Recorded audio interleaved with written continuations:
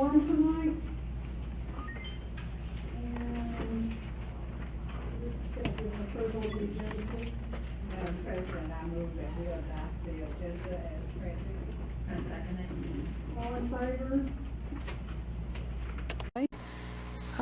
At this time, the board will go into executive session to discuss real property. We should be in executive session approximately 15 minutes. During the executive session, no votes will be taken.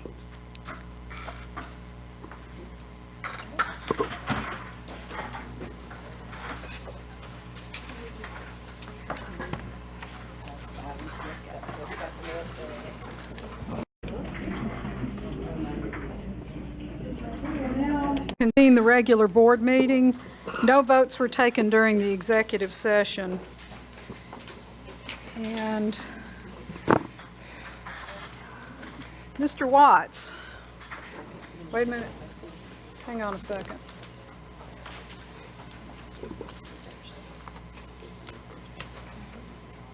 Okay. All right. Dr. Moore. Okay, I'm asking the board to consider moving item 6 and making it item 5. And then item 5 will follow. Is So there that's an adjustment. Yeah, no objection? no objections, okay, good. Okay.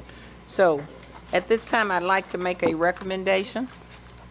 I recommend approval from the board to allow the superintendent to bid on a parcel of land to be purchased by the school system. Madam President, I move that we accept the recommendation made by the superintendent to pursue the property that was discussed. I second. Okay. Any discussion? All in favor signify by a show of hands. Okay, Okay, thank you. all right. And now, Mr. Watts.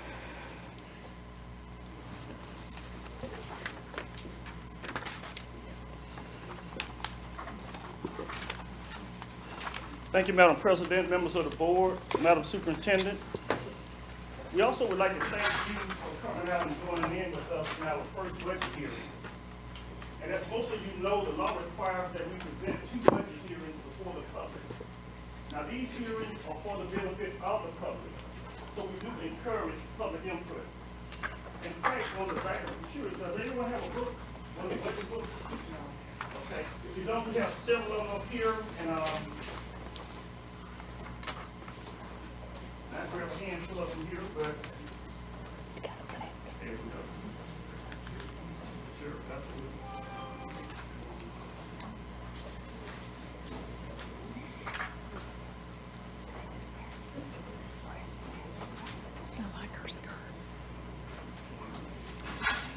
Make sure John Knight gets one, please.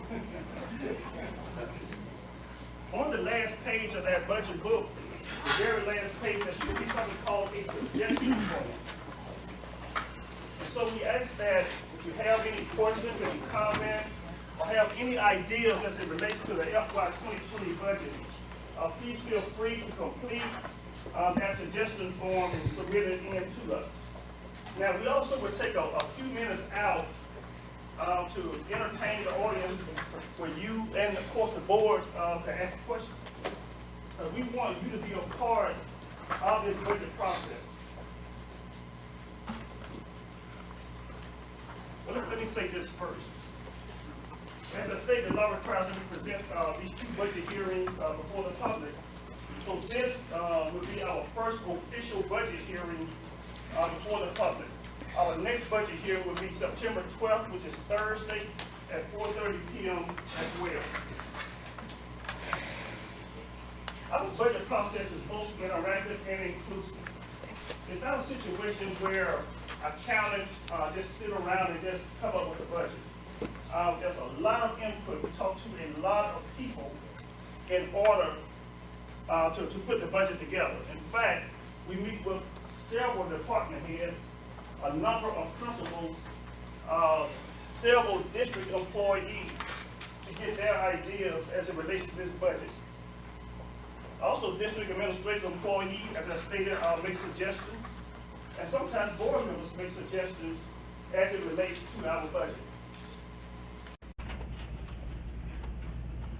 While we encourage each of you all to have input in our budget and in the budget process, let's also keep in mind that there are certain things that we have to be mindful of also. For example, budget constraints. As you know, you can't spend what you don't have. We all know that. We all have household budgets. And we have to live within the means of those household budgets. And not only that, there are also certain rules and regulations required by state and federal government.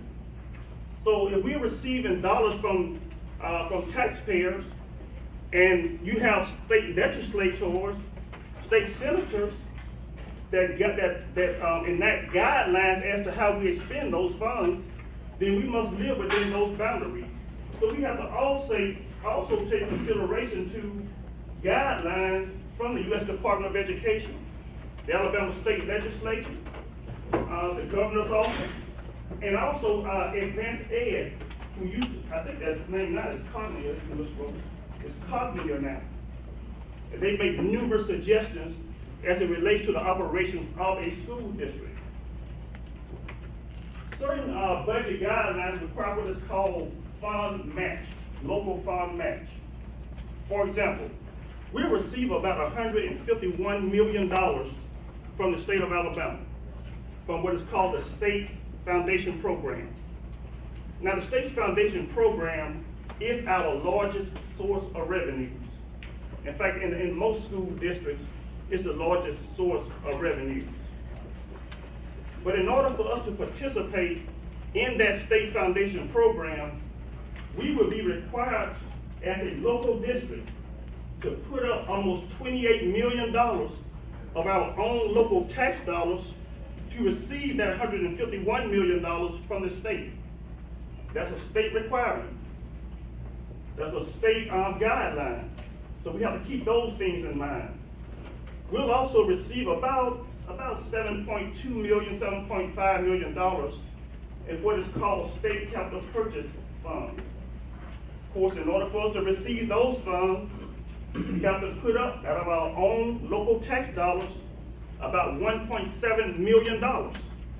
Therefore, we see, in order to receive all of this state funding that I'm talking about, we'll be required to put up almost $30 million of our local tax dollars. And I'll talk about that a little bit more.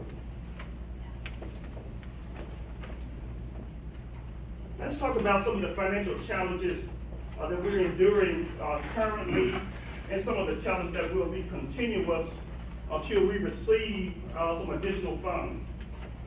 First, Montgomery County provides the minimum allowable rate of ad valorem taxes for education. What I'm saying there is all school districts must do a match of 10 meals. I think I just stated that. Montgomery receives 10 meals from its local citizens. That is the lowest amount that a school district can receive. Now you got other school districts that are receiving 30, 27, 30, 40, 50, 60 meals of local tax dollars. We're receiving 10 meals. This is one of the reasons that we have some of the financial challenges that we have. And I'm going to get into that a little bit more as well. Of course, our district enrollment continues to decline, and so it's going to be extremely important for us to maintain financial stability, that we stabilize our student population. And of course, the superintendent is already working towards that. Of course, current funding is not adequate to meet the demands of many of our instructional programs. We have a number of building and renovation projects that need to take place. There are security upgrades. We want all of our schools to be safe. Of course, we have returning to schools and deferred maintenance that need to be done.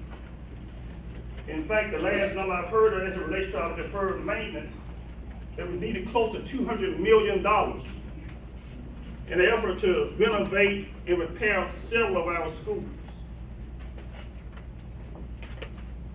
Let's look at our student population over the last several years. And we see since 2015, we had a steady decline in student population. Again, the state funds us based on student enrollment.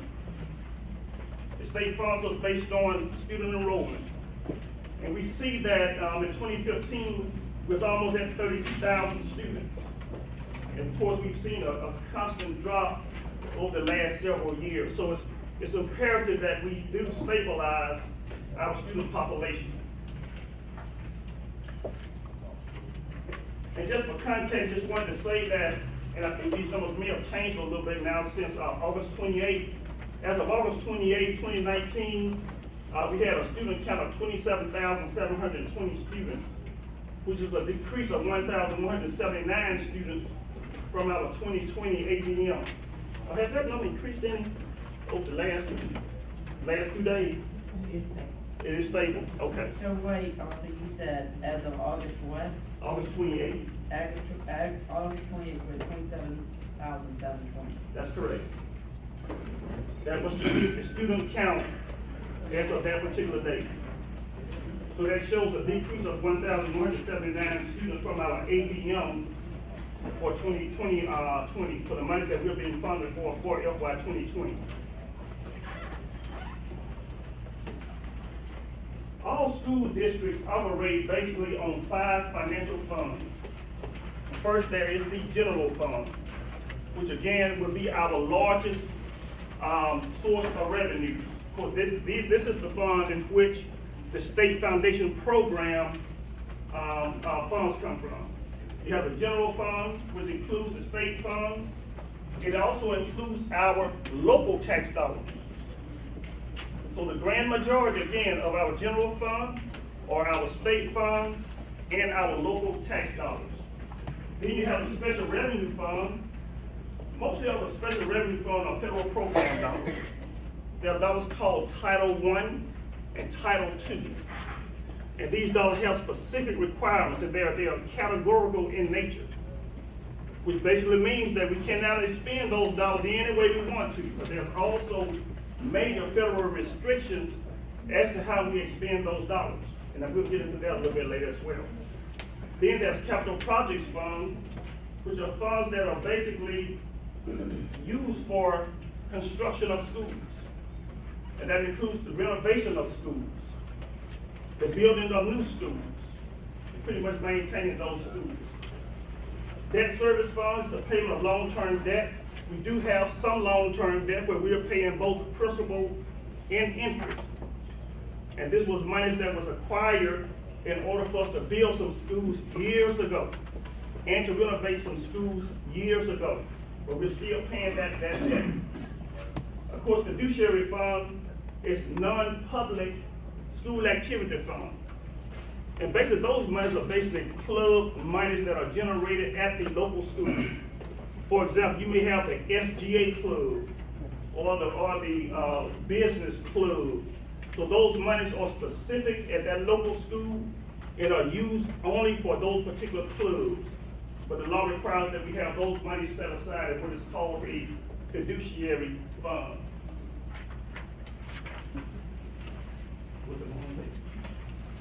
Okay, this is an overview of our total annual operating budget for FY 2020 or fiscal year 2020. And we see we're projecting total revenue of about $293.5 million. Out of that $293.5 million, we're projecting $228 million of that will be general fund dollars.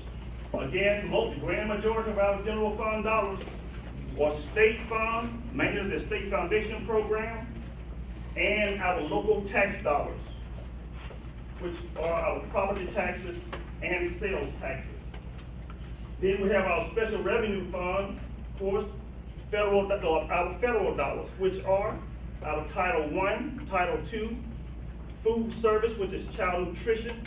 That's what makes up most of our federal dollars, but we see a total of about $52.8 million in special revenue funds. Debt service funds are the dollars, as I stated, that are used to pay long-term debt. Now, the debt service funds money are derived from our capital projects fund, and I'll talk about that a little bit later as well. We will receive from the state about $7.5 million in state capital project funds. We'll transfer about $1.9 million of that over to the debt service fund to pay long-term debt. We'll also be required, as you see on the local sources right across, that $1.7 million, $1,765,000, that is that local match that I was just speaking of, that we're required to put up in order to participate in the state capital project fund. And again, expendable trust funds are basically local school activity funds, SGA club, business club, science club, money that are expended at the local school level. But again, projection of total revenues of about $293.5 million for fiscal year 2020. We're going to focus first on our general fund.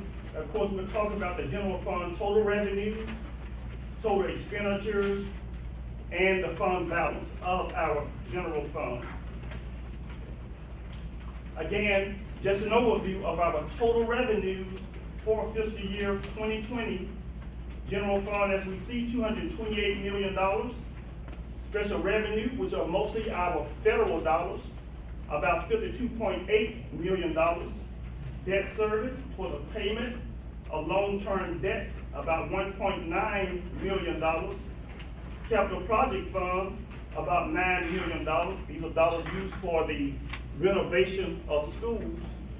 Expendable trust or fiduciary fund, the school's activities, about $938,000. Again, a total of $293,000. Now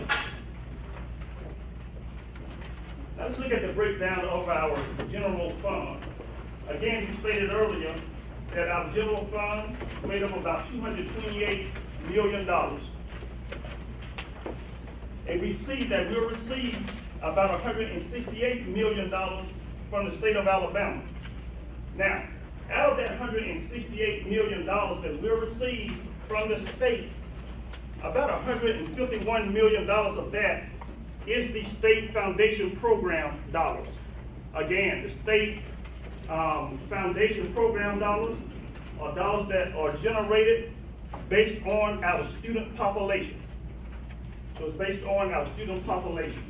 This is why it's so important that we stabilize our student population. 151 million out of 168 are state funds, state foundation funds. In our general fund, we also receive about $304,000. That's a little bit of ROTC money that the federal government provides us in order to assist us in paying the salaries of our ROTC instructors. And I think we have, 3 or 4 branches of ROTC, if I'm not mistaken. So I think we have 4 branches of ROTC, and those dollars are used to help supplement their salaries. The local dollars in the general fund, of course, are our tax dollars, as you may guess. And we're going to show you a comparison on that in just a second. That $56 million, we're very, very appreciative of it. We need it, but it's not nearly enough. And I'm not going to challenge our public in just a few minutes, because I think we really, really need to know the state of education in Montgomery as it relates to funding. The $56 million, the grand majority of that are our property taxes and sales taxes. We'll receive about $26 million in sales taxes. So that leaves close to around $30 million in property taxes to fund the entire district of Montgomery. Also, we are projecting about $2.9 million in other revenues and fund sources. And most of those dollars is what is called funds derived from what is called indirect cost. Our general fund assessed a small administrative fee on our federal programs in order to administer those programs. And we see here that our state revenues make up about 73.8% of our total revenue. And we see our local revenues about 24.7%. And of course, we see other revenues making up a very, very small amount. But again, I want us to keep that in our head that our state revenues, out of our total general fund revenue, makes up 73.8% of our total general fund revenue. Local revenues make up 24.7% of our total general fund revenue. Now let's look at a comparison to other districts. And I'm mainly going to focus on both Birmingham and Huntsville City. And mainly because those two school districts have some similar demographics to Montgomery Public Schools. And let's again look at Montgomery, where we see $168 million of state funds that make up 73.8% of our total funds. We see our local funds about 24.7%, which is $56,558,000, and then we see the other funds. What that says to me when I see that our state funds making up 73.8% of our total general fund, that means we're too dependent on state funding. We are way too dependent on state funds. That means that anytime there's some type of hiccup in state funding, whether it's property taxes or sales taxes, that's when proration is declared. Now, fortunately, at this particular time, the legislature, they did set aside what is called the proration prevention account, and they did set aside some type of a stabilization fund, whereas if proration was to occur, then they could tap into those funds to assist school districts. However, that is not the way to truly fund education. In fact, most folk would say that most of those dollars that are in the proration prevention account, or most of those dollars that are in that stabilization account, need to be used for school districts at this particular time, because schools are so underfunded here in the state of Alabama, and particularly so in Montgomery. Let's look at what other school districts are doing in comparison to Montgomery. Again, we see Montgomery's local revenues 24.7%. Let's look at Birmingham. Birmingham's local revenues are 42%. Therefore, they are way less dependent on state funds. Their state funds make up 56% compared to our 73%. Therefore, if some type of hiccup happened at the state level, they have the funding locally to help sustain their school district until the revenue funding source increases at the state level. Let's look at Huntsville City Schools. We see that Huntsville City Schools state about 53% local, 46%. Again, these schools have the resources that if something were to happen, they have the local resources to sustain until the economy recovers. So it makes us very, very dependent on state funds. And let me ask you a question. How much local funds does Huntsville City Schools, how much of their local funds, local sources? 103 million. So also, Huntsville City Schools, their local revenues is $103 million. Huntsville City Schools' local revenues is $103 million. About how many students do they have? They have about 23,000 students. So Huntsville City Schools have about 6,000 fewer students than we have, and they receive in local funds $103 million. And they have 23,000 students. We have 29,000 students, and we're receiving in local revenues $56 million. And let's keep in mind that out of that $56 million, about $28, $29 million have to go towards that local match. Huntsville City, Birmingham City Schools, how much local revenue do they receive? They receive $99 million at Birmingham City Schools. Again, we see Montgomery, $56 million. And so again, it shows that they have those local resources to be able to sustain any type of economic slowdown. So we really have our works cut out for us, ladies and gentlemen. I put Baldwin County Schools in here, and I only put that in there because they have a similar student population that we have. But I don't know if it's a fair comparison to use them because they receive a lot of tourism monies and that kind of thing. But just because it is there, how much local revenues does Baldwin County receive? $138 million. And how many kids? So they have about the same.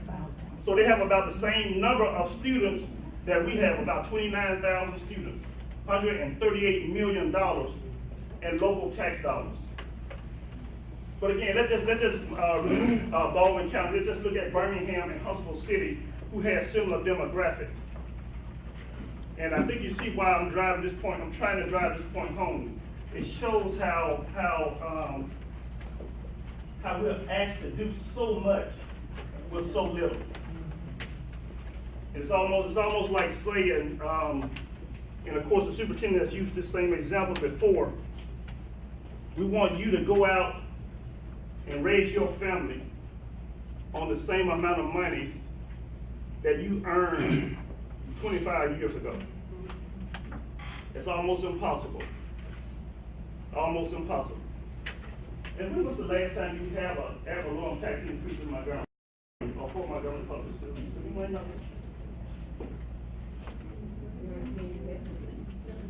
1970? Wow. So we have our works cut out for us.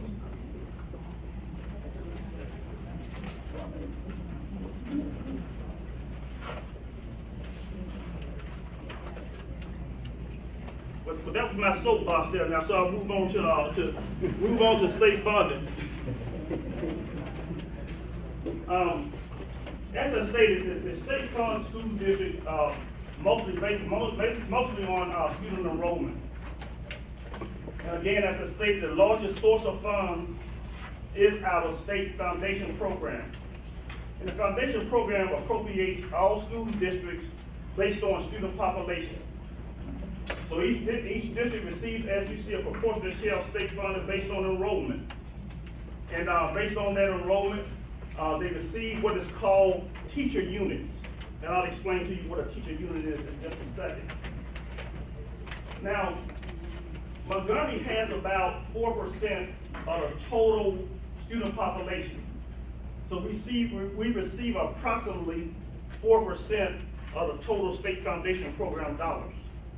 And there's some thoughts about the inequalities even in those state foundation dollars too, when you talk about some of the other counties and some of the rural counties and black belt counties compared to the Baldwin and the Hoovers and those type of school districts.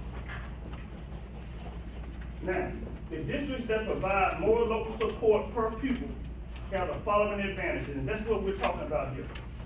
Increased seasonal cash flow, meaning they don't have to go out and get a line of credit like we had to do last year and the year before last, just to make payroll.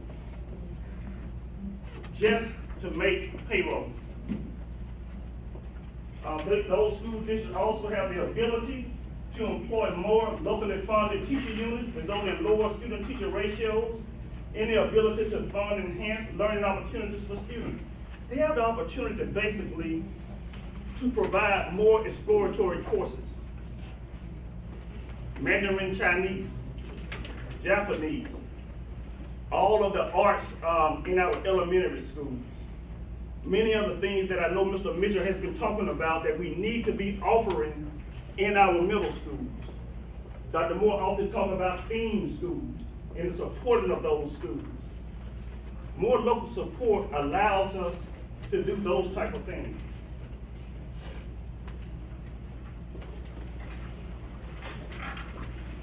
Now again, looking at our system ADM for fiscal year 2020, we are funded based on 28,899 students, average daily membership. And as I stated, what average daily membership is, it's basically the total number of students that attend school for the first 20 days after Labor Day. That's what ADM is. The total number of students, or the average number of students that attend school the first 20 days after Labor Day. And what the state does, it'll look at the total number of students by grade level. And then it'll determine what the divisors are by those grade levels, and also look at years of experience, the years of experience and degree earned for those teachers. For example, let's say that you got an elementary school that had 200 students from grades K through 3, from kindergarten through 3rd grade. You had 200 kids or students that attended school for the first 20 days after Labor Day. 200 students in grades K through 3. Well, let's say that the state divisor states that for every 20 students, you earn 1 teacher unit. Therefore, if you have 200 students in grades K through 3, for every 20 students you earn 1 teacher unit, then that school for grades K through 3 will earn how many teacher units? 10, that's right. So that school will earn 10 teacher units. Now, what the State Department does is say, okay, school, you've earned 10 teacher units in grades K through 3. So now we're gonna look at those particular teachers in grades K through 3. And there's what is called a state salary matrix, where if a teacher has been employed 1 to 3 years, then it'll be about $40,000 that school earns for that teacher unit. And then if that teacher has more years of experience or a higher degree, then it may be a little bit more money for that particular teacher. So, but again, the state is only going to provide us funding for 10 teacher units. Now, district may decide to go out and have 15 teacher units. Where the state's saying, well, you know, you have 15 teacher units, you have to pay for them. Locally, out of federal dollars, or out of whatever means you need to pay for them. Because we're only gonna fund you based on the number of teacher units that you earn based on student population. It does the same thing in grades 4 through 6. Whatever that divisor is for grades 4 through 6, whatever number of students, you earn 1 teacher unit. Then grades 7 and 8, for whatever number of students, could be 18, you earn 1 teacher unit. And then 9 through 12, for X number of students, you earn 1 teacher unit. So it plots all of those teacher units and then determine the amount of dollars we'll receive based on those earned teacher units. Now, each school has also earned at least 1 principal. They earn also, based on those calculations of student enrollment, they also earn assistant principals, which is a totally different divisor. They also earn a counselor. I think it's around 500 students for an assistant principal in the county. I think about 500 students for an assistant principal. They also have a number of kids to earn a counselor and a number of students for a librarian. And we see that we dropped about 577 students, ADM, from FY 2019 to 2020.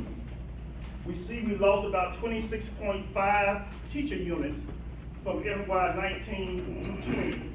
2 principals, and the reason it was 2 principals because we have 50 schools. And from those 50 schools, you're only gonna get 1 principal per school, regardless of the number of teacher units. Assistant principal, because of the loss of our student population, we lost 3 assistant principals, 3 counselors, and 4 librarians, for a total loss of almost 40 units.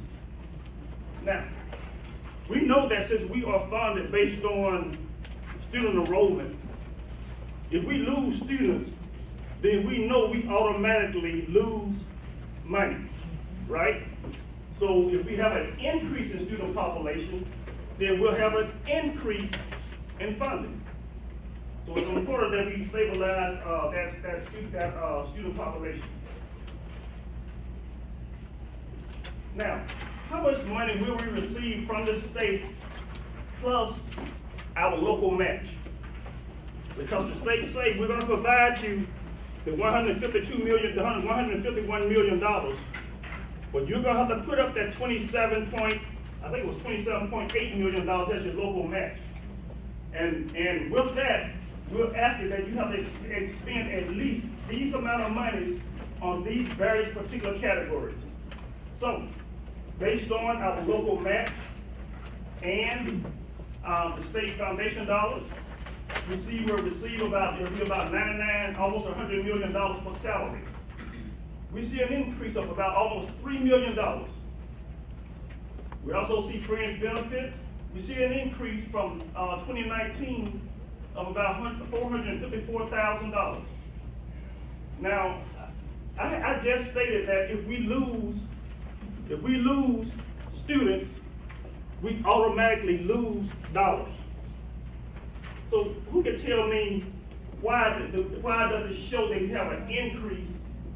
Why does it show that we have an increase when we know we lost students from the fiscal year?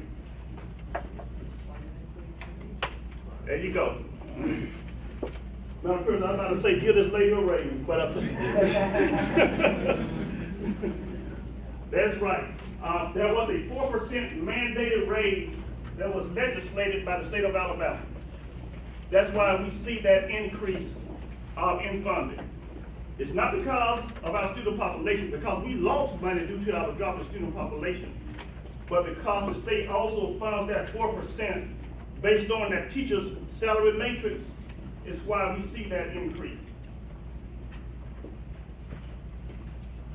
And I think, and I know Lynn and I was talking about this, that I know the state is trying to do a better job, but we're hoping that the legislature do a better job to be more competitive with paying our teachers, because I think we've lost a number of teachers in our state, mainly because, well, one of the reasons because of the retirement system that was changed, but also we were one of the lowest paying states at one point. So I think they're trying to do a little bit better about increasing the salaries of teachers. And so we're very, very appreciative to that. Mr. Watt, in addition to that, remember the 10% raise that Mr. Sentence gave our principal? Yes, ma'am. Yes, ma'am. That came out of local dollars. Right. Absolutely. We are happy to see that the student materials and supplies, that each teacher will be allocated $600 this year compared to $536 last year to purchase student materials and supplies. There'll be $350 per unit for technology compared to $300 last year. And we see the increase in library enhancement, professional development, and a little bit more in textbooks.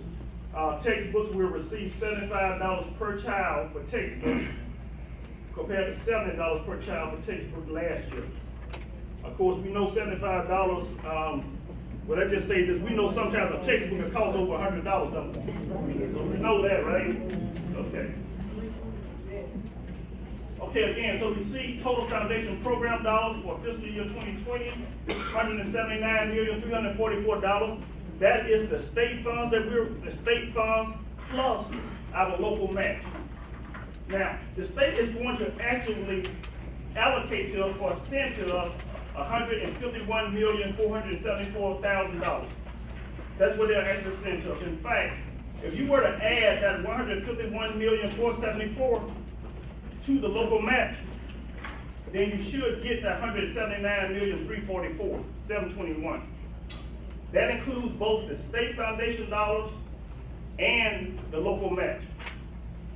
This slide here shows the amount that the state is actually going to provide us, and that would be $151,474 in state foundation program dollars, about $1.9 million increase. But again, we know that we lost monies.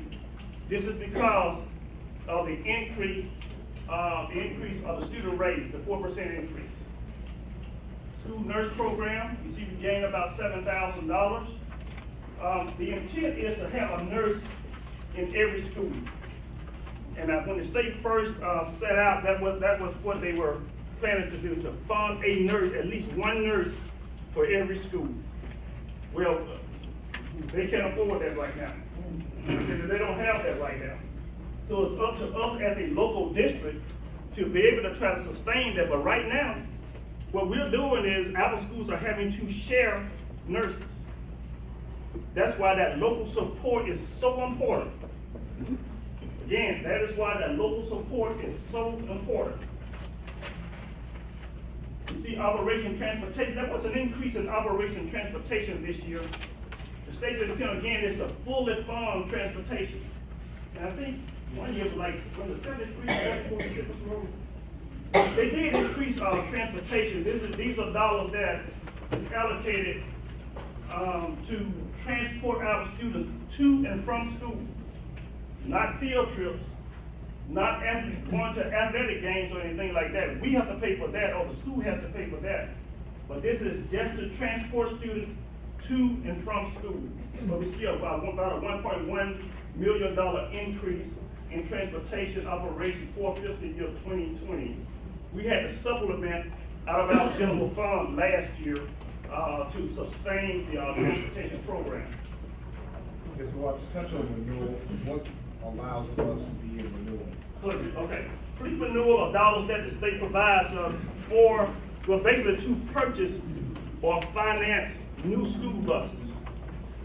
And we see we're gonna receive about $1.7 million in fleet renewal funds. But again, those dollars are used to purchase new school buses or to finance school buses. Now, in order to receive these fleet renewal funds, a bus must be 10 years old or less. Otherwise, you do not receive that $8,326 per bus. So any bus that is over 10 years old, we do not receive fleet renewal. And ladies and gentlemen, we do have some buses that are over 10 years old, in which we are not receiving fleet renewal dollars. Again, that is where local support comes in. That's why it's so important that we have an adequate local support tax base to be able to do these things. At-risk funds, those are dollars that are utilized to address our students that may be at risk of dropping out of school, or quitting, or at risk of some other measure. Of course, we do have an alternative school, and most of the at-risk dollars help pay for the salaries of those at-risk alternative school teachers. Why are you doing Well, it's supposed to be based on the number of at-risk students throughout the state. And they look at the number of students throughout the state, and then they proportionally provide an amount to each district based on that amount per state, in the state. And then we see our local match, about $28 million for FY 2020. Capital purchase, about $1.8 million for 2020.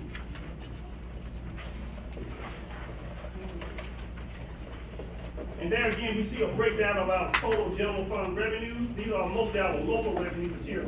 First, we talk about our total federal revenues. As I stated, we receive just a little bit of money from the federal government to help pay for the salaries of our ROTC instructors. And it's just a small proportionate amount. Our local revenues, as we stated, we project to receive about $56 million. Again, compared to Birmingham, $93 million, and Huntsville, $103 million. We receive $56 million in local revenues. We see our district regular tax, about $8.7 million. We see the other district, and we see the other various taxes that we receive. Again, a total of about $56.5 million. Other revenues and other fund sources and indirect costs, about $2.1 million. Again, indirect cost is this small administrative fee that our general fund assess to our federal funds in an effort to administer those programs. That's what indirect cost is. And an example of that would be,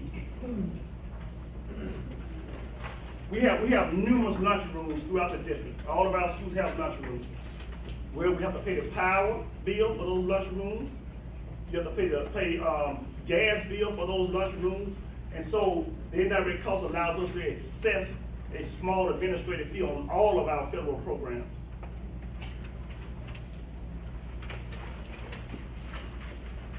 And again, we just decided to put up again our state funds with our local match.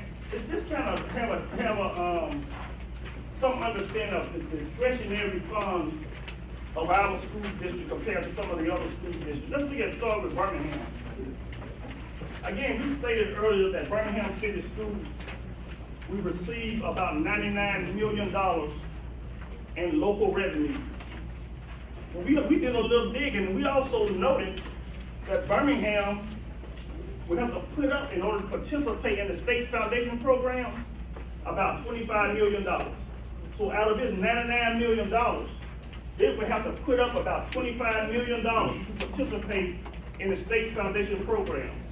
But let's look, Birmingham will have almost $74 million in discretionary funds to do other educational activities, whether it's capital projects, whether it's school programs, or several other things that a school district needs. They have about $74 million to be able to do other things. I'm going to skip Baldwin County, I'm going to just go to Montgomery County. Again, we received total revenues of about $56 million. Our local match, about $27.8 million. Therefore, for discretionary, we have about $28.7 million to pay all the light bills, the power bills, to pay for the secretaries and custodians and the supplies and all of these other things that are needed for education. We have about $28 million for discretionary spending. And of course, when we really look at some of those other fixed costs, like utilities and so forth, really it boils down when we may have maybe 1 or 2% of true discretionary dollars. And because of several other things, such as help supporting textbooks and some of those other things, it's really zero. It's really zero. Huntsville City Schools, $103 million in total local revenues. Their local match to participate in the state's foundation program, about $27 million. They will have about $76 million in other discretionary funding to be able to do other things. So again, we see Huntsville City Schools, $76 million in discretionary. Montgomery, $28 million in discretionary. And Birmingham, $73 million in discretionary.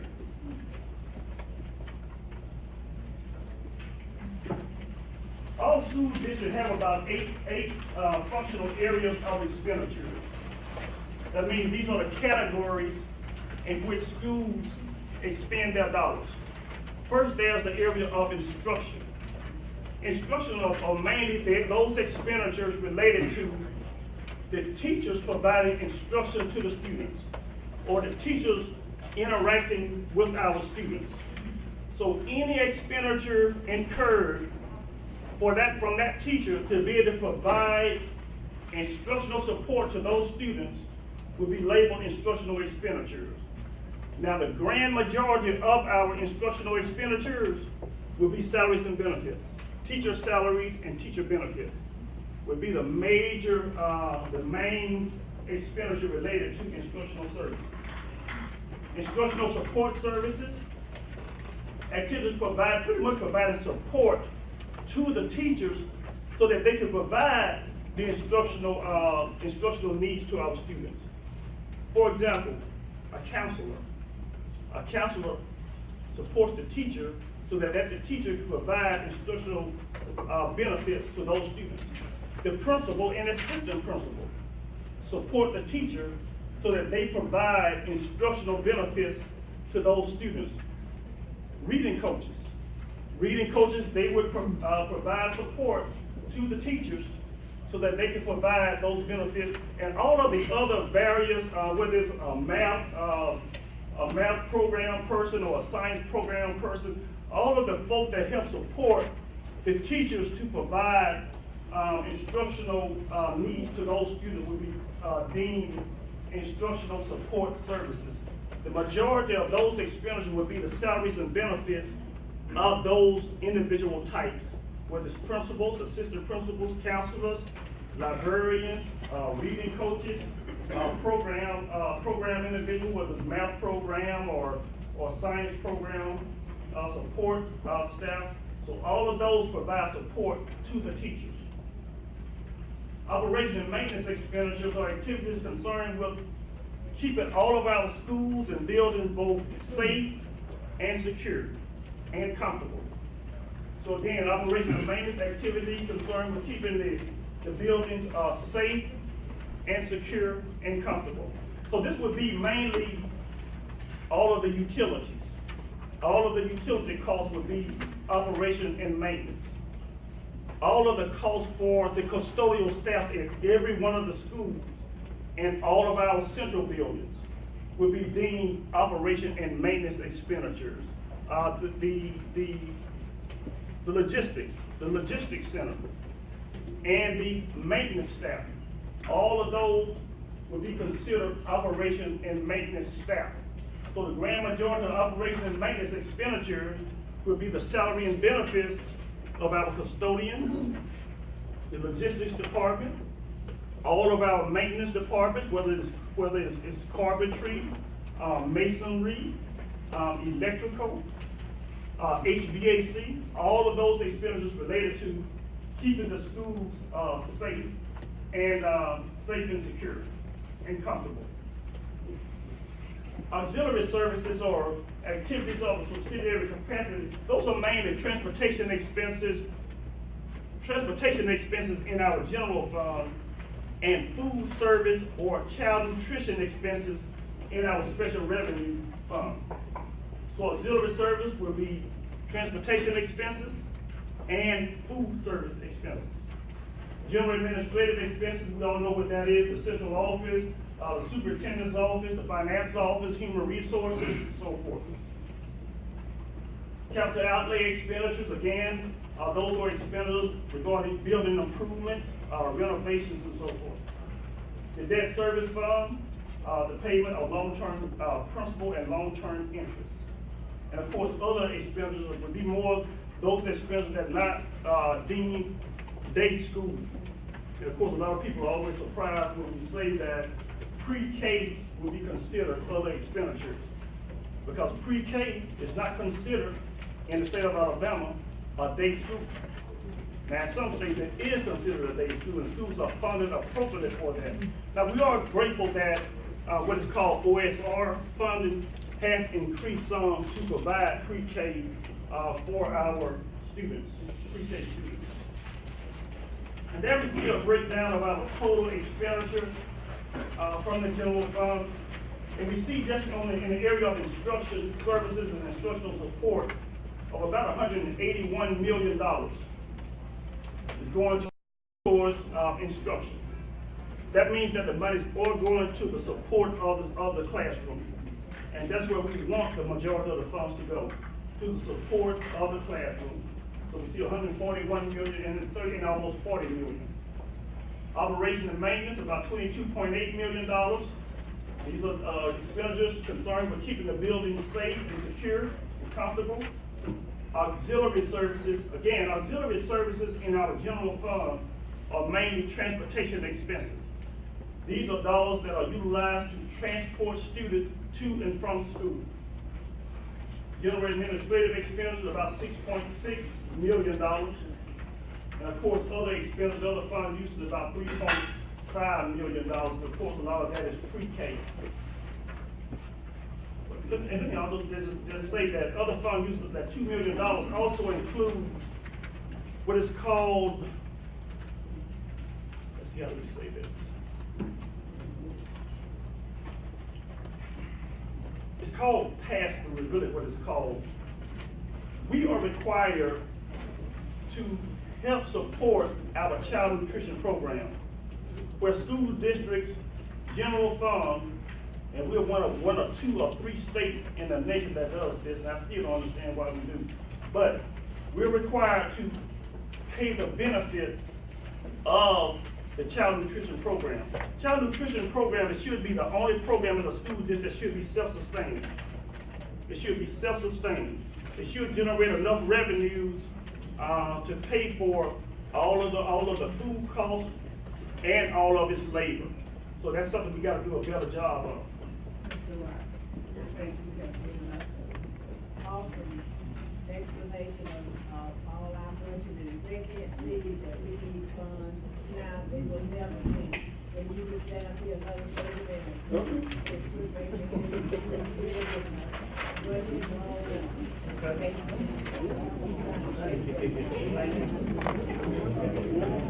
We need money, y'all, so that's what she's saying, y'all.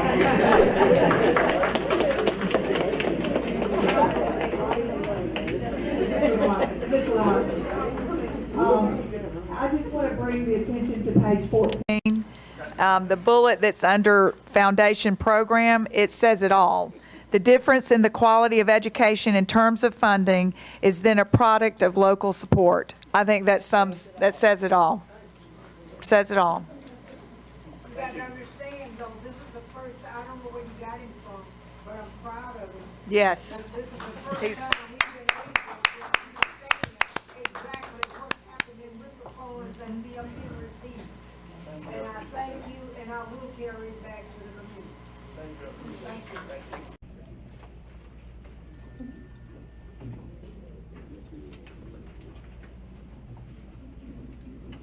And then we see a pie chart of our total general fund expenditure.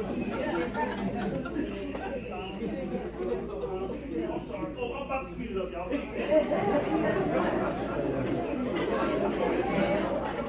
Okay, 8% of our total expenditure of general fund.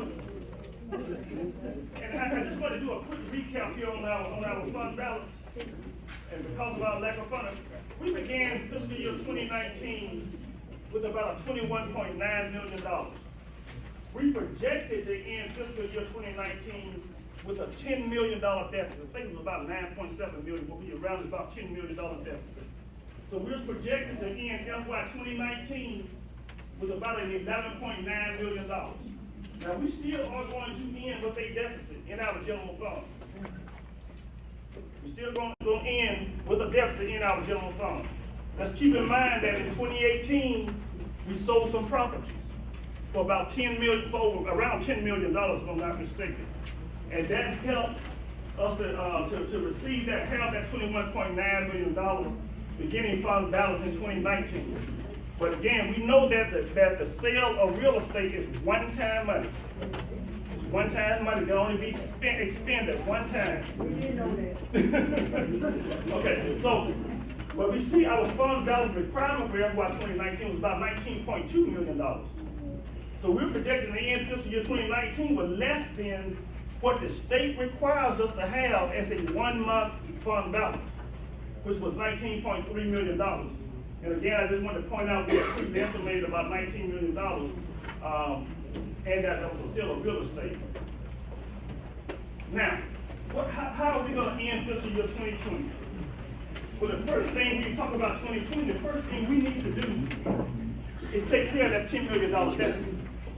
Because if we don't take care of that $10 million deficit, or if we would not have taken care of that $10 million deficit, it would have rolled over to fiscal year 2020. It would have rolled over to fiscal year 2020. Then you take into account, we lost almost 40 teacher units for 2020. It was 38.56. We estimated that to be about $3 million. So we need to take care of basically that $10 million and also the $3 million that we would have lost because of our loss of student population. Now, ma'am, okay, okay.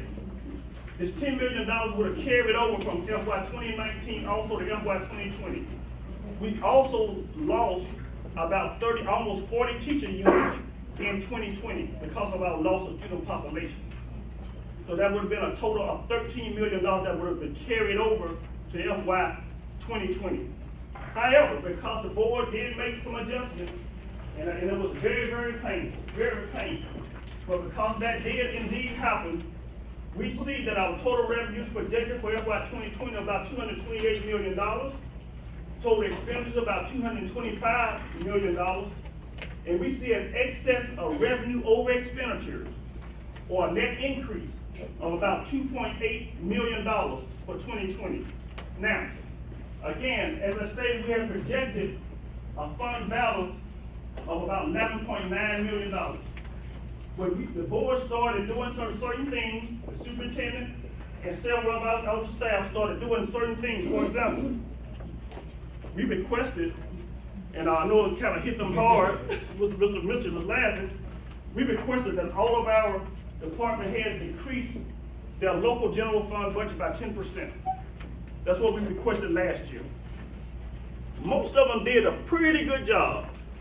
Therefore, instead of our end in fiscal year 2019 with $11.9 million, we're going to end it with about $16.9 million. So that's a $5 million more than we projected, because of our being a little bit more careful, looking over some of our expenditures, reducing some of our expenditure levels. That we'll end FY 2020 projected at about $16.9 million. Then we add our projected excess of revenues over expenditures of $2.8 million. We're projected to end fiscal year 2020 with about $19.8 million. Now, the required fund balance, 1 month fund balance, which are our total expenditures, total general fund expenditures divided by 12 is what a 1 month fund balance is.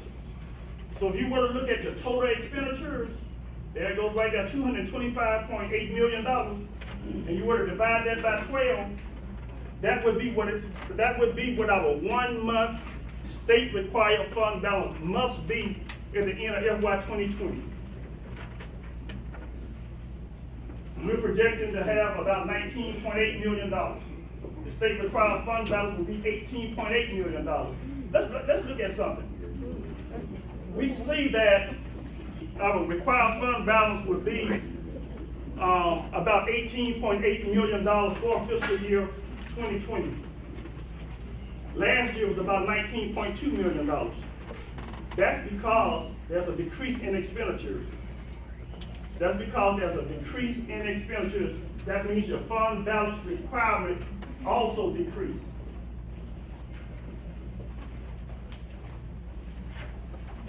Next, I'm going to speed it up a little bit. Just want to really drill down on general fund, because it's our largest source of revenue. So I kind of want to drill down on that. But then we got the special revenue funds, which are mostly our federal dollars. And then we have a breakdown on our special revenue funds of $52.8 million. We have a little money called from the state called JAG, the JAG program that comes from the federal government. We also receive Title I, Title II child nutrition dollars. Those are our federal dollars. The local dollars in special revenue are mostly our local school public funds. I spoke earlier about local school non-public funds. Local school public funds are like admissions at basketball games or donations. All of those are local school funds. And then we have a breakdown of FY 2020 allocation for special revenue. We see 83.6% of our total revenues are federal dollars in our special revenue fund. And that's just a comparison of what we received in 2019 to 2020.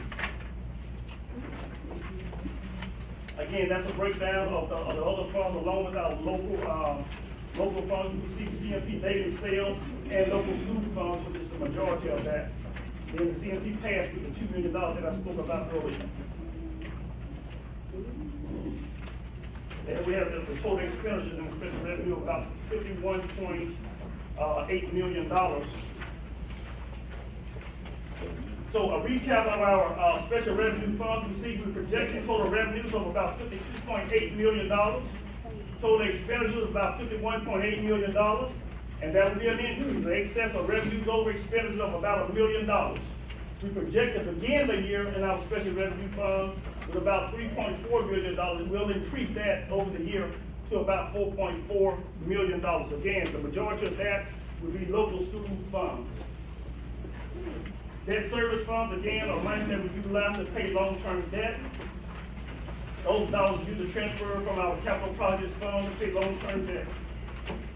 Ms. Wheels' favorite.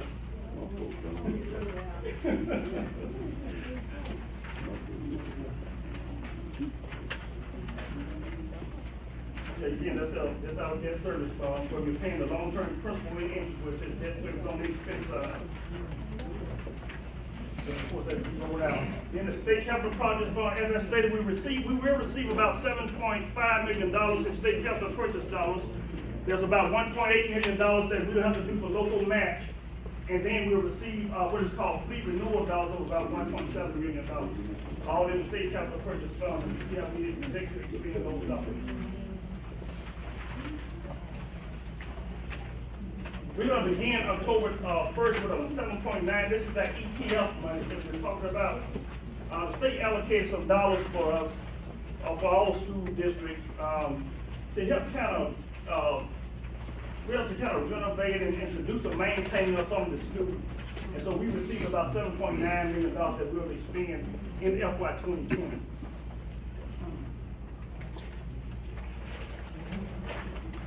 Expendable trust fund, again, those are basically local school funds, local school class or club funds.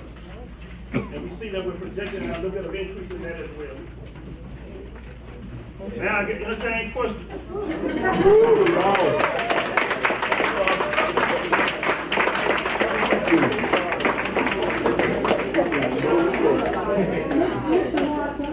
I don't think there's like any stone unturned in this one. First time ever I understood the budget. Thank you. Yes, ma'am. Yes, On ma'am. that 7.9 million, do you have a list of the schools gonna be targeted first to be renovated? I would like to know that. Yes, ma'am. Is Chad here? It's not, but I can comment on that. Okay, sure. Beginning probably in our next work session, agenda package, we will have, listings of bids that are out, projects that are Beginning to evolve, and then every week, every month, we'll have an update on where those projects are. But keep in mind, with $7 million out of a $200 million deferred maintenance amount is not a huge amount of money. So we're gonna have to try to deal with those prioritized needs and go as far as we can go with the $7 million. And I know, if I can add to that, you know, it may be $200 million now. But let's say you have a home and you go years without related repair to that home. Whereas that current year, it may be $1,000 on repairs. But if you don't do anything to that home, then you know those amounts are going to continue to increase. And that's what we're facing with right now. So, as Dr. Moore said, that $7.whatever million, you know, it's really a drop in the bucket compared to what the needs truly are. This is why our local support is so important. And I also want to add that we have got a committee that is community leaders who are looking at the schools to see what is needed, and they're working with Chad Anderson to come up with some suggestions for a priority list. With all the properties, Can I volunteer to serve on that? Because I'm concerned about the traditional schools being overlooked. Because in the past, we continue. All the schools gonna be looked I know, but can I? I can tell you right now, there's over $4 million of that 7.9 that's allocated to traditional schools, so Okay, it's, back to my original there's question. 2.5 I think million. the committee has already been. And they're already working, and they're already at work. We should have a report from them in November. So therefore, the listings that you have in the paper right now, they're in the process of being taken care of, and we'll know what has happened to them. The ones that are being listed to sale? The ones that are being listed by, ownership, like the MPS. The schools, the properties, and everything listed in the paper. That's for sale. That's what I said, yes, as they are sold, we will make the board aware of those. Okay. And the board will have to approve the sale of those. Was that all of the properties that you found that the MPS owned? That's just some of the vacant properties. That's some of the vacant properties? Okay. All right, any other questions for Mr. Watts? I like that, okay, but, I mean, I think, you know, the young lady that wanted to be a part of the committee, she's at every board meeting. And I just think she has a voice there that I think we should at least hear. You know, y'all say you've got a committee already. I, as a board member, don't know that committee. And You've received- public that is volunteering. You've at seen every the committee, you've seen the committee list. They're already at work at this. Now, that doesn't mean that we can't do something else that includes, you know, you in doing that, but this committee's already formed and already working on it. I don't wanna be on the committee, but in the paper it says that you were formulating or getting ready to name a committee. It didn't say you had already named it. Yes, I they're, thought you were getting one together. they're named and they're working, and we have 2 or 3 committees. That's what the public is fighting you so on. They don't know what you're doing. And they can't find out what you're doing. You always tell them what you're supposed to be doing, what I Okay. hope to do, what I'm trying to do, what Ma'am. I hope I can do. Excuse me. Instead of telling them the reality of whatever is happening. Excuse me, first of all, let me get back to where we are. We're having a budget hearing, number 1. Number 2, the committees were formed and talked about in the open meeting. Several, yes, they were. And we submitted names. And names were submitted by the board, so that was done in a public meeting, and those committees have been formed. So we did not ignore making the public aware of those. But right now, let's get back to, we're in a budget hearing. And so we need to be focusing on if you have any questions about the budget that we can answer. And if we can't answer them, we're gonna have one more meeting. And when is it, Mr. Watts? On Thursday. On Thursday. So if you have some questions that we didn't get to, if you'll just send them to me or to Mr. Watts, we will make sure that we cover those when we meet again on Thursday. But again, to come back to this, we're in a budget hearing meeting at this point. Now, Mr. Watts, did you have a sheet to add submissions and questions on, or do you just want it here? Yes, there's a sheet, on the last page of that book, there should be a suggestion form sheet. Yes, so anyone could, you know, we'll definitely, address any question or concern or input that anyone may have. Okay?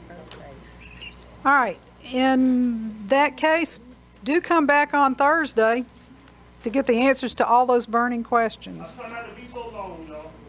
You did great. You did great. Thank you, Mr. Watts. Good job. Thank you, Mr. Watts. That was an awesome job. Hey, Claire, I'm sorry, before you adjourn, the next budget hearing is on Thursday, and it said in here that the budget had to be voted on and approved by the board by September 16th, and the next board meeting is not till the 24th. No, this next Thursday. Not that. September 12th. Is the hearing and then voting on it? We'll get it approved so we can submit it.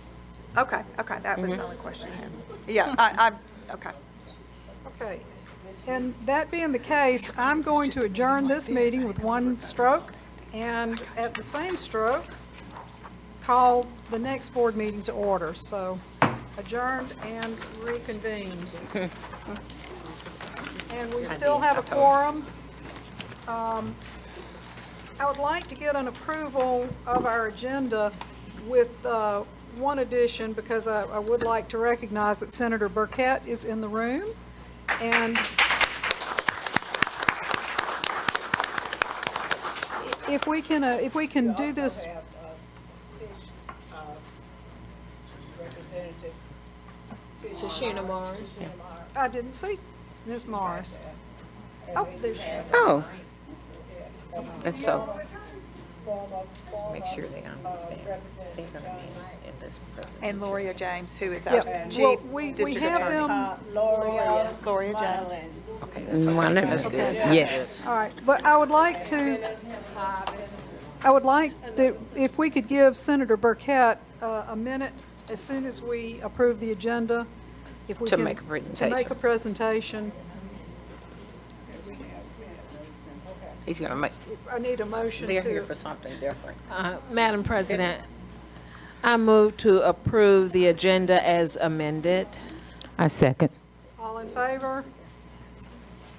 Okay. Senator Burkett, Yes. You have a presentation to make? Okay, thank God you let me walk up there. Do we need to hand him the mic right there? Yes. Can we do that, Mr. Watts? Mm-hmm.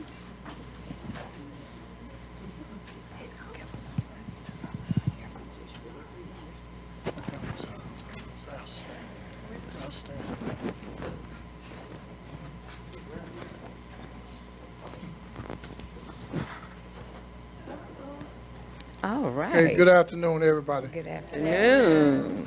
First of all, they put me on the spot by saying that I had to go come behind Mr. Watts. So I want you all to start by asking the question, how long? It's not long. But I'm here on the behalf of the Alabama State Senate, my District 26, to make a contribution to, well, not a contribution, just put into the educational foundation of the Montgomery Public School Board to help facilitate and help support some of the teachers, not just athletics all the time, but some of the teachers. So I'm here to present a check for $96,000. Stand up.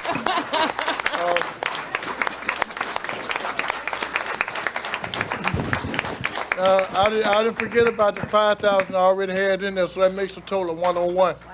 Okay.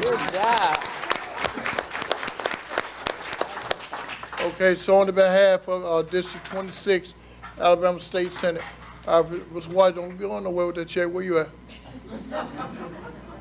Okay, I have the check before me up there, but my hand is in use, so accept my word. Now, I'm calling my wife up here, Linda. Please. So this is, should serve as a great need for, and by the way, I already have $52,000 already out there. Thank you. Okay. Thank you.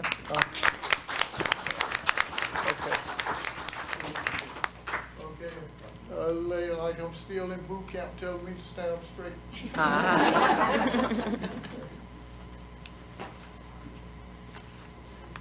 So with this presentation, I'd like the board chairman and the superintendent to come up.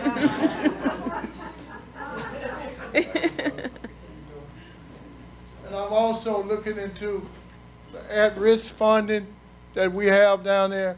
It's substantial more money than what we have here, but I'm currently looking into that now. I'll be happy to meet with any Montgomery Public School official, board members, and anybody can come down to my office at 11 South Court, South Union.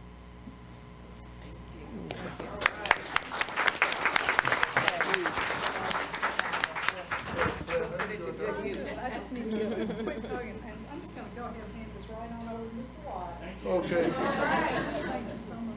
Okay, I appreciate it. Okay, I told y'all I'd be brief. I ain't none of us Watts. Okay. Thank you. So much.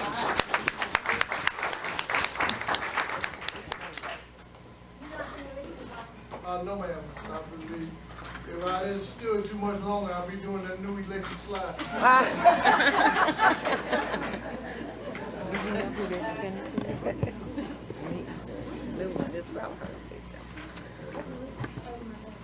You know, it's hard to follow Senator Burkett with any good news. That's just the best news of the day. Yeah. So, I'm going to give you two little quick things because I like to have our meetings with something good that's going on in the schools. And this is, I think, phenomenal. Alexa Price, a Carver High School social studies teacher, has been awarded a Fulbright Distinguished Awards in Teaching Short-Term Program Grant. And Ms. Price is going to be honored at a future meeting, but it was such good news, I thought we needed to share it.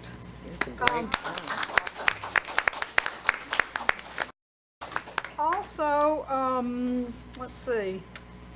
Tomorrow, the cast of the ASF production, Four Little Girls, is going to perform at the Congressional Black Conference meeting in Washington, D.C. Caucus, excuse me. And legislators from around the country will be able to see what we already know, which is we have lots of talent at MPS. That's right. So, we're going to move right on into, we have the first item will be the Jamari T. Williams Act presentation. Good evening. Good evening. We have some guests with us today. I'd like to ask Ms. Davis to come forward. Representative Knight. Representative Baker.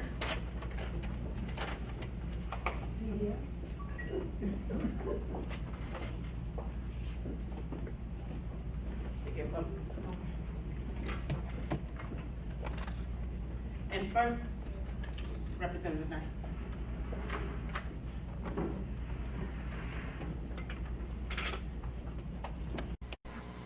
Okay, Representative Knight, we want you to have words first, please. Well, thank you very much. I'm certainly honored to be here tonight for this presentation of the Jamari Williams Anti-Bullying Act. In 2018 or 2017, in the Alabama legislature, we learned of things that were taking place as it relates to bullying.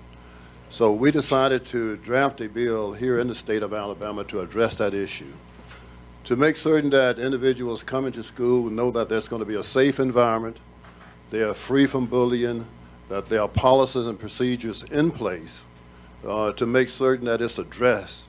And we were very fortunate enough to have bipartisan support, and I want to commend Representative Alan Baker, who drove all the way from, that district that has all the money that you all talked about earlier. So he will be able to tell us how we can get additional money here at Montgomery. Come on up, Representative Baker.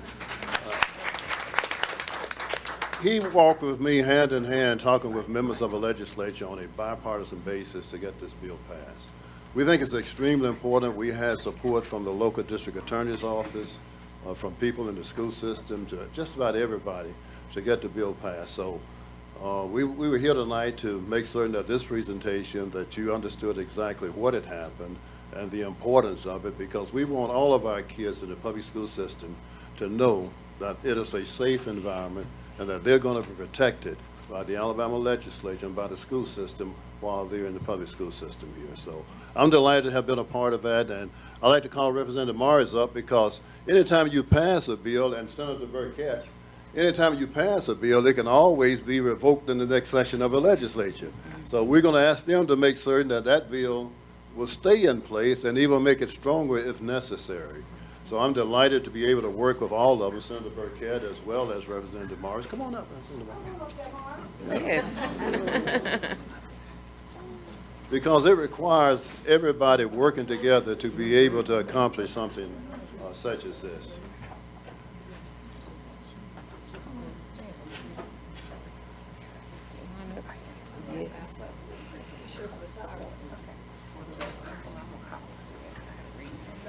Oh, and by the way, I want to say congratulations to that proud ASU grad that presented the budget today here.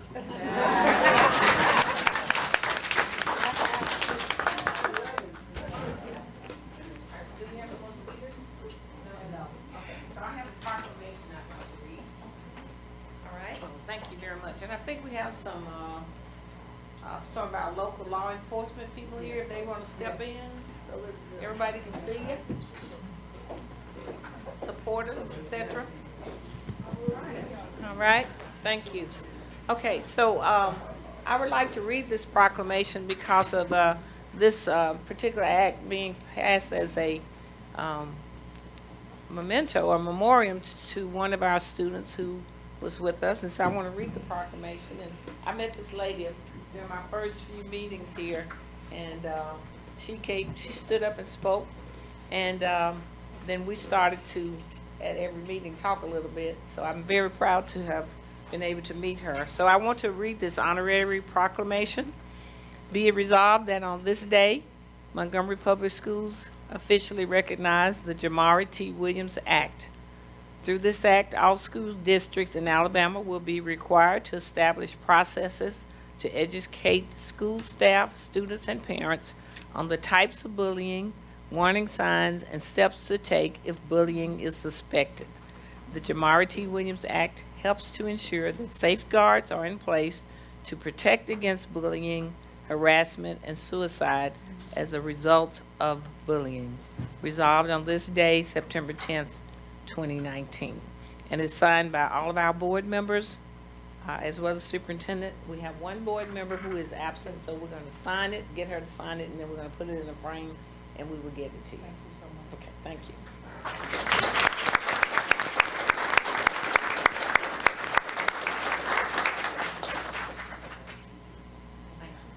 And we want to thank our local delegation also for being a big part of this, and representatives from across the state who were a part of making this happen. And Cuba Ray Hayes couldn't be here tonight because she has something at Lanier, but she was very instrumental in helping with this, and I'd like for her to get that recognition. Okay, who is that? Cuba Ray Hayes. Okay, thank you. Good point. That's one of our employees. Mm-hmm. Yes. Yes. Thank you. All right, thank you.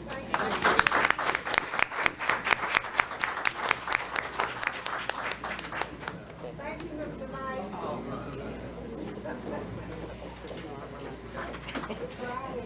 And Miss Taylor, Miss Ashley Taylor, Miss Ashley Taylor, I know you got to go and help with homework. Hey, Azzy. Bye, Loria. Loria, Okay, Bye-bye. we still have a meeting, going. We may give them time to exit because it's very balloon release. That's where they're going. Yeah, they all leave. It's a balloon release outside. I don't know. I wish we could. They're gonna go across the street. That was kind of too bad. It's up to y'all if y'all want to go.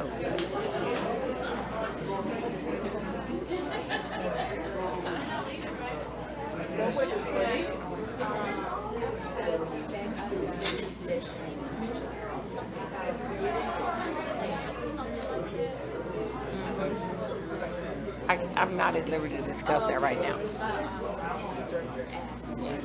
If we win the bid, then we will have the board to approve it, and then at that time that will become official. Okay?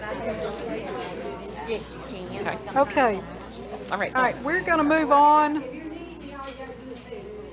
We're going to go ahead and move on with our meeting. Dr. Cook? You may have to hit together. Dr. Cook, are you? Dr. Cook?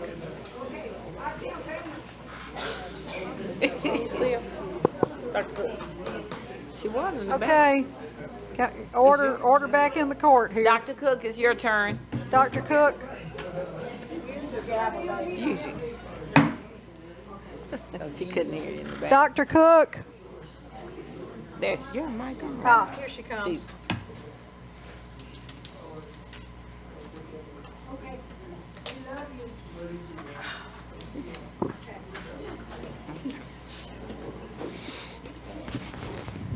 Slide this back. Don't want to be in the center? No, thank you. Good evening. I'm here tonight to bring you an update on our strategic plan. I'm focusing on goal number 2, which is that every education professional is well prepared, resource supported, and effective. Under goal number 2, we have 5 strategies. Strategy 1 is to implement a data warehousing system that is sustainable and used to drive instruction. So we currently use the GG4L, which stands for the Global Grid for Learning data warehouse. And what we use that for is that holds all of our data we have on our students from various assessments, and teachers can access that data and use it to create individualized lesson plans so that we can reach each student where they are and bring them up in their academic achievement. Secondly, now that we have that data warehouse, we're going to make sure every teacher is trained on how to use the data in that warehouse to create their lesson plans. So that's going to include refresher training for those who've had it before, train the trainer training, which will put people in each building who are knowledgeable about the use of this data system, and then new user training. And this will just repeat every year as we make sure that all of our instructors are trained in the use of this data warehouse. Strategy 2. Debbie, were you talking about the recycle, the pencil? And the Oh, I'm sorry, yes. Tom introduced these when he did his, so we decided we're all going to use them. The recycle means that it's ongoing. We'll continue working on this. The pencil means that it's a work in progress. If you see a green check mark, which you saw on the last slide, that means complete. So strategy 2, support standards-based instruction and interventions for all students. The ways that we're going to do that is to ensure that all teachers are planning and teaching standards-based lessons utilizing best practices. Mr. Mitchell's department has created a new monitoring form that focuses on standards-based instruction. So as we go into classrooms to observe and support our teachers, we'll use that form, and that will help us ensure that standards-based instruction is being implemented. Secondly, the departments will collaborate to work on disseminating those documents. What we've done is the curriculum and instruction came into the new teacher induction and trained all the new teachers on where they can find the documents they need to access. And also, they're now doing training, both video-based and face-to-face, on all of our current teachers, not just the new teachers, but making sure that they know where they can access these documents. We're going to work with universities and colleges. What we have found out after that action step was written was that the state of Alabama is now requiring all new teachers to pass the ED TPA, which stands for Teacher Performance Assessment. So this is a this is a process that is used in several states, and now our state is joining it. And it's very similar to the National Board Certification process. So new teachers coming out of colleges and universities now have a more rigorous standard they have to meet before they get their certificate and are able to come into our buildings. We did find, however, that the teachers who have alternative certificates still need support. And so PD and HR are going to work together to be sure that we support those teachers who have alternative certificates. RTI documents are being uploaded onto the Google Drive, and everyone in the district can access it. Also, Dr. Johnson is doing some videotaped instruction and training on the RTI documents, and those will also be uploaded so that they can be accessed at any time, both at home and at work. Strategy 3 is to evaluate instructional leadership development program. So the team who's working on this has already created a survey that they have sent out to all principals as well as all people who have gone through any of our leadership academies in the past. And with the information received from that survey, they hope to be able to make a determination of which way we need to go in the future. In the past, we had a leadership academy every single year. In the last 2 years, it was dropped for various reasons. And we've had a lot of people say, we need to grow our own. And so we're looking into bringing that back and implementing what's best for our district. Also, we determined that a lot of times our content department heads may not have the necessary training they need to support the other individuals in their department. So we're going to support our content department heads with some PD so that they can then turn around and support the teachers who are serving under their lead. Strategy 4, enable instructional leaders to provide actionable feedback resulting in high-quality educators. What we have found is there are some people who the feedback they give is, good job, I like how you did that, that was fantastic. And so it's like an attaboy pat on the back, which everybody wants, but the teacher doesn't know what she needs to do specifically to improve and to get better at her craft. And so we're going to take on the training of all principals on how to give feedback that the teacher can then turn around and take and use to give her direct guidance on what she needs to do in the future to improve her craft. After the training takes place, we're going to have videotaped sessions for each leadership council, which meets once a month. We will have a short video of a teacher teaching, and the principals will practice giving this feedback, and we'll discuss and compare. Once we've done that, we'll have instructional rounds at each school. Instructional rounds consist of the school's leadership team, maybe 2 or 3 people from the central office, maybe a leader or 2 from another school. And they go out into the classrooms looking specifically for a focus item. They're not there to observe and watch everything. They're looking for a specific focus item. Everybody goes in, does the observation. When they come out, then they meet and discuss and talk about what they saw, how they interpreted it. So then the leaders can begin to learn from each other what actionable feedback looks like. Of course, we'll have follow-up professional development when we see what's needed. And the last strategy is to annually review hiring practices and to revise them as necessary so that we have an equitable and transparent process. So every December, the hiring practices are going to be reviewed to make sure that they are still fall within the confines of the law. Everything we do is legal. And then HR is going to work to develop or revise the guidelines they currently have so that we can make sure that everyone in our system is practicing the same practices laid out by HR when we're doing hiring, and it's all within the current legal parameters of the law. And that concludes your goal 2. Dr. Cook, is this going to be available on the website, or will we get a copy of this? I will be happy to send a copy, and Tom has a copy of it. And so, yes, we can make sure that each of you gets a copy. We had already planned to upload it, and we're sending it out to also to all the principals on Friday. It'll be on the website. You can access it on the website. So currently the goals are already there. This report is not. Right. Goals and strategies on the hot link. It's the first link when you pop up the main page. And so because the action steps, once they're completed, they're pretty fluid. So we don't always, when we do our strategic plan, put anything other than goals and strategies out there. And the rest of it is a part of a working document. But we will have at least probably monthly an update for the board on our strategic plan and where we're going with it. Debbie, I'm excited about this. At least sometimes people don't know what it is that they don't know. Right, exactly. But if they can mimic something that's positive, then everybody can benefit from it. Sure. Thank you. Debbie, will you hit that green link there so they can see how it looks? Let Debbie touch it, Tom. Which? Go back, Tom. Can you go back to the main page? Is that strategic plan? I wanted them to see the hot link.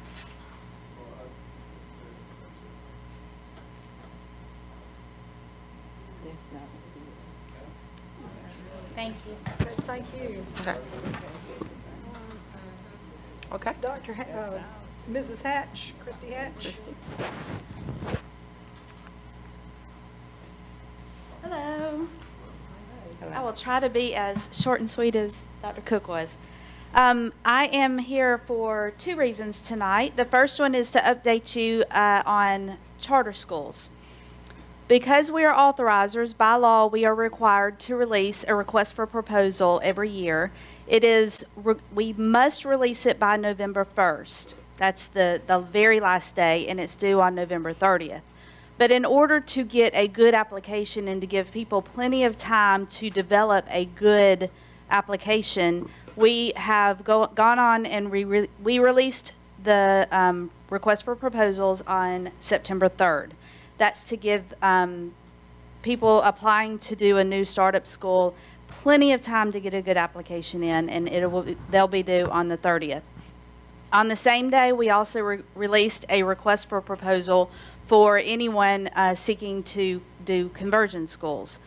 And that timeline is a little bit shorter timeline, and we released it on the 3rd. It will be due, instead of on November 30th, it will be due on September 17th, and there will be a quick turnaround time where we will do an internal and external review and all of the parts that are required for reviewing applications, and that will be presented to you in either the end of September or the 1st of October for approval. If anyone applies, we will go through that process, and Krista, then. is this open to HBCUs? Yes, ma'am. Anyone wishing to apply. And this will be public knowledge to? Yes, it's been released and shared publicly, yes. Okay. On our website, we did a media blast on social media.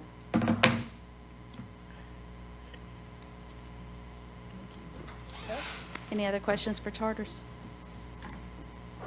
You want me to go ahead and do the next? Okay. I'll go ahead and update you on STEM. I am so excited about this. We have developed a partnership with it's Cognia now. It used to be called Advanced Ed. It's now called Cognia. We've developed a partnership with them so that they are providing training for us, and we're targeting 6 schools that we would love to get STEM certified. So we're going to do 2 elementaries, 2 middles, and 2 highs. And the purpose of the partnership is they are guiding us along the way because we don't have any STEM certified schools, and it's a process. And what we want to do, they have already been in, and we've done some interviews. We did classroom walkthroughs. We interviewed the leadership team. We interviewed some teachers, a team of teachers, and we even interviewed the students, which was a fantastic experience. And what we did, we're developing surveys that we're going to work on getting out in our eProve platform. And we are trying to develop a state of STEM in those 6 schools. So that then what we're going to do, we're having a district leadership team, and then at each of those 6 schools, we're going to create a leadership team and train that team on what it means to be a STEM school. And then that's, as we go through and develop those plans, then we're going to implement that and train the leadership team, train the teachers to fully implement STEM in their schools. The end goal is between now and the next 2 years, we get those 6 schools STEM certified, and then we can be an example, and other schools all over can come and see how we do it in Montgomery. Great. So it's really exciting. The 6 schools, we have 1 traditional pattern and 1 magnet pattern. The traditional pattern is Johnson, McKee, and Lanier, and then the magnet pattern is Bear, Floyd, and Brutech. Awesome. And all of the principals, all the leadership teams, they are 100% on board, and they are as excited as I am. And we're not necessarily going to limit it to these 6 schools. Yes, I'm sorry. Thank you. As we're going through this process with them, I am working hand in hand with the Cognia STEM expert, and I am trying to learn as much as I can. I'm like a sponge whenever I'm there. Whenever we're working together. So I would love to, in the spring, be able to offer a second cohort and maybe pull on 3 more schools, so that then I will know how to do this process myself, and we can continue to add schools to our list. It's a wonderful idea. So what happens, Madam Chair, is the STEM certification through Cognia is very similar to the normal advanced ed that we've been doing. So as we're going through our next round, that group will also be doing sort of a accreditation for STEM. Yes, So- and so that's, it's about a 2-year process. Thank you. Very good news. Great. So nationally recognized as a STEM certified school once they complete all of the activities. Thank you. Okay, good job. There's no other business before the board. We do have a budget hearing on Thursday at 4:30, this very same place. And the next regular board meeting is September 24th, and we are adjourned. Thank you very much.